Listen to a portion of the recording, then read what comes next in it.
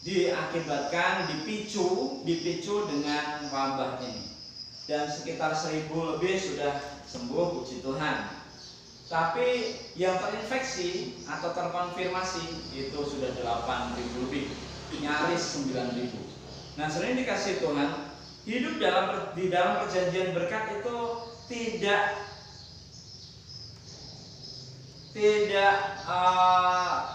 dibatasi ataupun tidak juga tidak melewati hal-hal seperti ini. Jadi makanya saya katakan hidup di dunia ini adalah hidup yang susah. Karena dunia ini dicemari, dikontaminasi, dicampuri oleh berbagai kuasa, berbagai oknum, berbagai masalah, berbagai momen yang ada yang enak tetapi banyak saya kira yang lebih tidak enaknya. Tapi bersama dengan Tuhan kita akan bisa merasakan lebih banyak nikmatnya. Amin. Bersama Tuhan kita akan bisa lebih banyak menikmati berkatnya. Maka berjalan di dalam perjanjian berkat itu menjadi pembahasan kita saat ini. Kita belajar kembali. Yang kedua, setelah kita kemarin belajar untuk menerima firman, sekarang kita M yang kedua adalah merenungkan atau meneliti firman. Ada 4 M yang harus kita pelajari, dan M yang kedua yaitu meneliti atau merenungkan firman Tuhan. Saya belajar dari seorang bapak berkata begini, kalau mau dengar firman Tuhan selalu, Tuhan berkati kami untuk bisa mengerti, memahami, merenungkan, mengerti, memahami, dan melakukan firman-Mu. Nah, sebenarnya dikasih Tuhan, tidak gampang orang bisa melakukan firman Tuhan sebelum membaca firman Tuhan, lalu yang kedua merenungkan firman-Nya, merenungkannya terlebih dahulu. Tidak usah gegabah pengen cepat-cepat melakukan firman, tetapi step by stepnya atau langkah-langkahnya itu yang pertama yaitu menerima atau membaca dulu firman Tuhan, baru kita merenungkan atau meneliti firman itu. Meneliti hukum yang terutama, hukum yang memerdekakan. Ada hukum di atas segala hukum, yaitu hukum terutama. Terutama itu di atas yang lain. Paling utama di atas yang lain. Yang terutama berarti di atas hukum-hukum yang lain. Ada banyak hukum, tetapi hukum yang terutama adalah hukum yang memerdekakan. Nah, hukum yang memerdekakan ini yang penting. Banyak orang dihukum, dipenjarakan, dihukum, dirantai, dibelenggu, dipenjara. Tapi hukum yang kita mesti teliti adalah hukum yang terutama dari segala hukum. Hukumnya adalah hukum yang memerdekakan. Kita buka Yakobus pasal 1 ayatnya yang ke-25. Yakobus pasal 1 ayat 25. Tolong baca salah satu membacakannya. Tetapi barang siapa meneliti hukum yang sempurna, yaitu hukum yang memerdekakan orang, ya, dan dia bertekun di dalamnya, jadi bukan hanya mendengar untuk melupakannya, ya, tetapi sungguh-sungguh melakukannya, ya, yang berbahagia oleh Tuhan. Nah, sudah dikasih Tuhan, ada konsekuensi, ada berkat di balik meneliti hukum. Maksud merenungkan firman ialah membaca dengan teliti. Meneliti firman artinya melihat dengan teliti, dengan detail, dari dekat dan dengan serius sampai menemukan kedalamannya. Firman Tuhan itu sama seperti emas di dalam tanah. Banyak orang menggali emas bisa dengan cangkul, begitu udah nyangkul di dulang dapat emas. Tapi pasti kisarannya minim. Ada yang pakai bor atau pakai jack itu sudah ya bor. Dibor 1 casing, 2 casing, 3 casing, bahkan sampai 4 casing. Maksudnya sambung menyambung itu bornya. Akhirnya apa yang sudah perbedaannya sangat signifikan. Orang yang menggali dengan cara manual dibanding dengan cara dengan mesin, beda sekali hasilnya. Jadi meneliti firman artinya melihat dengan teliti, bahkan sampai menemukan kedalamannya. Banyak kita membaca hanya sekilas saja, sepintas, apalagi dibarengi dengan rasa malas, dibarengi dengan rasa ngantuk, dibarengi dengan ogah-ogahan, artinya antara iya dan tidak fokus, tidak sungguh-sungguh. Nah, ini tidak akan sampai pada kedalamannya. Nah, seperti akar pohon yang terus merambat ke bawah tanah sampai menemukan sumber air. Demikianlah hendaknya kita meneliti atau merenungkan firman itu, sama seperti akar-akar pohon yang terus merambatkan akarnya sampai mendapat air. Saudara tahu nggak? Ada biji biji pohon gitu? Kurma atau di Timur Tengah, yang mesti pada waktu menanamnya itu bukan ditanam begitu saja. Justru menanamnya mesti ditimpa dengan batu, lempengan batu besar. Supaya apa, saudaraku? Supaya akarnya itu merambat lebih jauh mencari air terlebih dahulu. Baru dia mampu menembus batu itu, memecahkan batu atau bisa menggulingkan batu itu kalau dia sudah tumbuh dengan baik akarnya. Demikian pula kita sudah dikasih Tuhan. Saat ini mungkin banyak persoalan, dan memang benar persoalannya tetap banyak. Mari kita bersama-sama lawan itu dengan merenungkan, meneliti firman lebih sungguh lagi, sehingga kita mampu menahan setiap persoalan, menahan setiap gangguan, rintangan, ancaman, godaan, itu mampu kita tahan. Karena apa? Karena kita mempunyai kekuatan yang datangnya dari Tuhan dengan meneliti firman Tuhan. Nah, cara yang menjangkau, dengan cara ini kita akan mampu menjangkau pertanyaan atau sangat membantu kita dalam menghadapi persoalan yang kita hadapi. Sudah ini kasih Tuhan. Itu yang kedua. Sedangkan yang ketiga kita akan belajar, ini cepat saja, melakukan dengan tekun. Baru ketiga, melakukan dengan tekun. Yang M yang ketiga, bertekun di dalamnya, sungguh-sungguh melakukannya. Yakobus pasal 1 tadi ayat 25.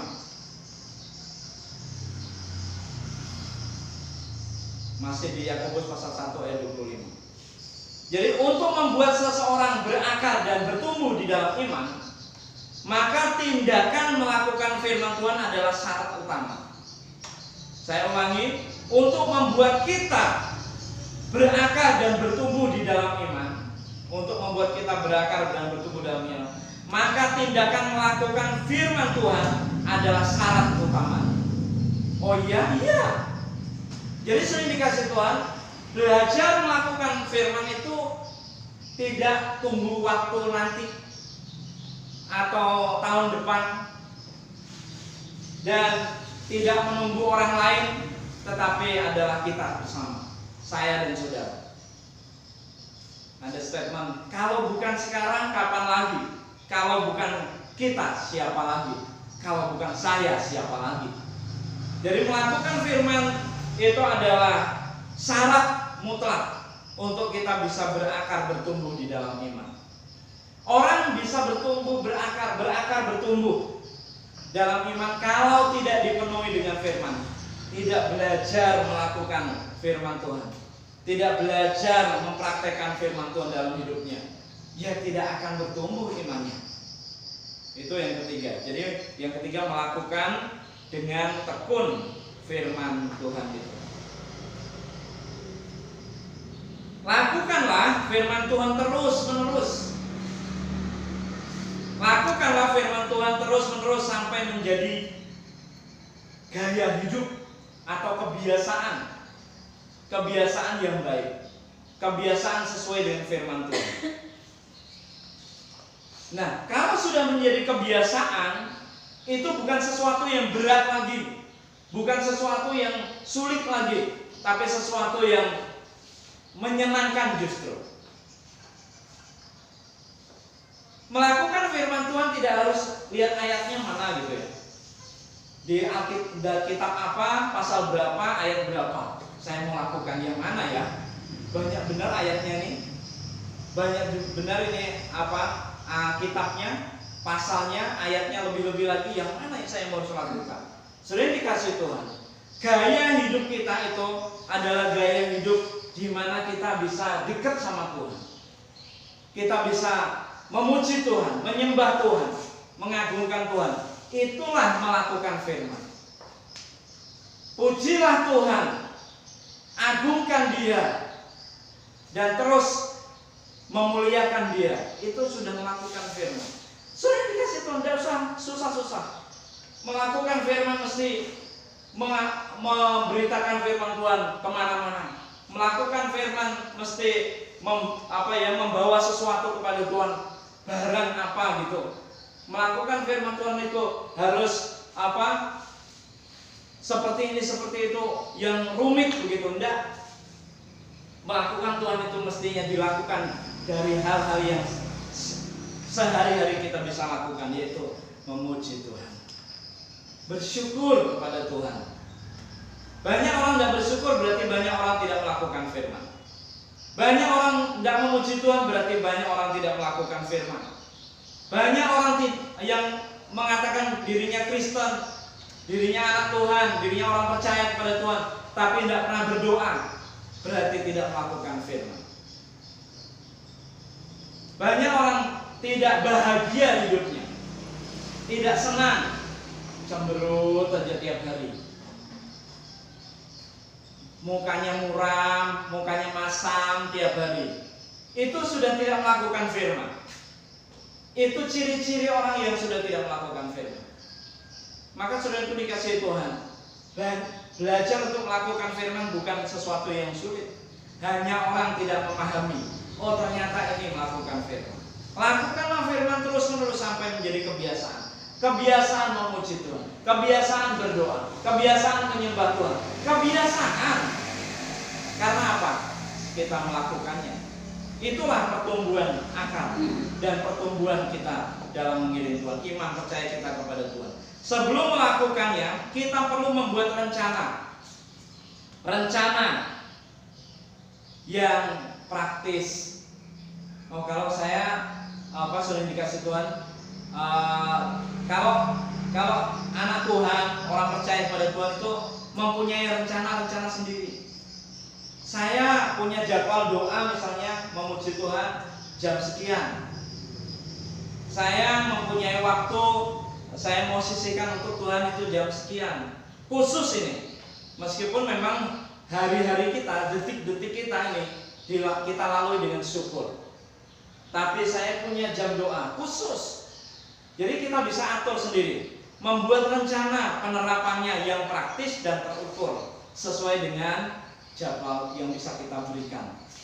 Jadi saudaraku, mari kita bersama-sama untuk berlomba-lomba bagaimana melakukan firman dengan cara kita sendiri, dengan memberi waktu kita sendiri. Jangan waktu ini hanya dihabiskan dengan aktivitas yang setiap hari kita lakukan, tapi tidak pernah atau kita tidak mempunyai penerapan atau tidak mempunyai jadwal khusus untuk memuji menyembah Tuhan. Maka ada baiknya kita mau mendirikan menara doa itu supaya kita punya jadwal sendiri. Tiap jam ada yang berdoa, dan tiap jam itulah jadwal saudara masing-masing. Ada yang ambil jam 6, jam 7, jam 8, jam 9, jam 10, jam 11, jam 12 sampai sepanjang hari full. Nah, ini akan memungkinkan kita mempunyai jadwal sendiri. Oh iya, jadwal saya ini. Doa, menara doa, ada pokok-pokok doa, ada doa-doa pribadi yang saya bisa sampaikan kepada Tuhan. Jadi sudah dikasih Tuhan, mari bersama-sama belajar melakukan firman dengan terus menerus. Yang keempat, yang terakhir, membagi kesaksian atau pertolongan Tuhan, bersaksi. Yang keempat terakhir, M yang keempat adalah membagi kesaksian atau pertolongan Tuhan kepada orang lain. Jikalau ada seorang yang menganggap dirinya beribadah, sudah dikasih Tuhan. Jikalau saudara menganggap diri saudara beribadah, jikalau kita saat ini menganggap diri kita beribadah, tetapi tidak mengekang lidah, tetapi tidak belajar untuk menahan perkataan atau tidak menjaga perkataan, ia pada hari ini juga dikategorikan orang yang menipu dirinya sendiri. Orang yang menipu diri sendiri itu adalah orang yang sebenarnya orang munafik. Maka sia-sialah sebenarnya ibadahnya. Kita lihat di Yakobus pasal 1 ayat 26. Tolong baca Yakobus pasal 1 ayat 26. Demikian firman Tuhan. Jika ada seorang menganggap dirinya beribadah, tetapi tidak mengekang lidahnya, ia menipu dirinya sendiri. Iya. Maka sia-sialah ibadahnya. Benar sudah yang dikasih Tuhan. Apa yang dikatakan firman Tuhan ini? Kalau kita saat ini ibadah, ya saya memang beribadah. Ibadah saya sekarang mungkin dibatasi, mesti di rumah karena physical distancing atau social distancing yang dia anjurkan oleh pemerintah, tidak boleh ngumpul. Ya, kita saat ini bukan melawan pemerintah, tapi kita sedang melakukan firman Tuhan untuk beribadah. Ya, tidak ada kita melawan pemerintah. Makanya saya tetapkan tetap tidak ada salaman, jaga jarak. Yang biasanya kita isi dengan 50 orang, kita sekarang isi dengan 10 orang. Biasanya kita isi gedung ini penuh, rapat, berdesakan. Sekarang kita isi dengan sangat santai. Saudara bahkan bisa tidur satu bangku satu orang. Nah, saudara dikasih Tuhan, tidak menutup kemungkinan kalau kita yang telah beribadah ini tetapi tidak mengekang lidah, tidak belajar untuk menggunakan lidah kita dengan baik, tidak memuji Tuhan, tidak berdoa, tidak menyembah Tuhan, hanya gosip, hanya ngomongin orang saja. Itu berarti kita tidak mengekang lidah. Sama dikatakan firman Tuhan, kita sedang menipu diri kita sendiri. Maka tidak ada gunanya ibadah kita. Nonsen, sia-sia apa yang kita lakukan saat ini. Nah, saudara dikasih Tuhan. Ayat 27, ibadah yang murni dan yang tak bercacat di hadapan Allah Bapa kita ialah mengunjungi yatim piatu dan janda-janda dalam kesusahan mereka dan menjaga supaya dirinya sendiri tidak dicemarkan oleh dunia. Saudara dikasih Tuhan, janda-janda, anak yatim piatu itu siapa? Sebenarnya bukan lagi janda-janda yang tidak punya suami, yatim piatu yang tidak punya ayah, mama atau bapak mama, bukan sekedar hanya sampai di situ. Itu memang sudah pasti, itu memang benar. Tapi yang lebih benar adalah bahwa yang lebih dalam dari itu, janda miskin, anak yatim piatu perlu kita perhatikan. Tapi yang lebih perlu yaitu diri kita, dimana kita yang adalah sudah dikasih Tuhan. Hidup kita tanpa Tuhan tidak bisa. Maka kalau kita tanpa Tuhan, berarti kita sekarang ini orang-orang yang sebenarnya janda-janda. Tanpa ayah, tanpa ibu, yatim piatu, berarti kita tidak mempunyai pengharapan, tidak mempunyai harapan kepada siapa kita mengadu. Hanya kepada Tuhan. Jauh lebih penting hidup kita perhatikan, dan hidup orang lain yang ada di sekitar kita perhatikan. Mengunjungi mereka, mereka dalam kesusahan mereka, yang susah maksudnya. Yang janda kaya ya tidak perlu. Dan menjaga supaya dirinya tidak dicemarkan oleh dunia. Menjaga supaya kita tetap sesuai dengan firman Tuhan, berlaku sesuai firman Tuhan. Bukannya terus kita terseret dengan dunia ini. Harinya kapan dan Anda melakukan firman Tuhan yang didapat setelah belajar 4M ini. Pertama, membaca firman Tuhan. Kedua, meneliti atau merenungkan firman. Ketiga, apa sudah tadi? Melakukan dengan tekun. Yang keempat, membagi kesaksian atau pertolongan kita kepada sesama kita. Ketika kita melakukan 4M ini dengan konsisten, dengan terus-menerus, dengan selalu, kita akan berjalan dalam perjanjian berkat. Amin. Kita akan berjalan dalam perjanjian berkat. Saudara percaya saja. Jadi sumber segala berkat itu ada dalam Tuhan. Lewat kita membaca firman, meneliti, merenungkannya, melakukannya dengan tekun, dan membagikannya kepada orang di sekitar kita. Jadi berjalan dalam perjanjian berkat itu ketika kita mau melakukan semuanya ini. Berjalan saja dengan penuh ketaatan. Berjalan saja dengan penuh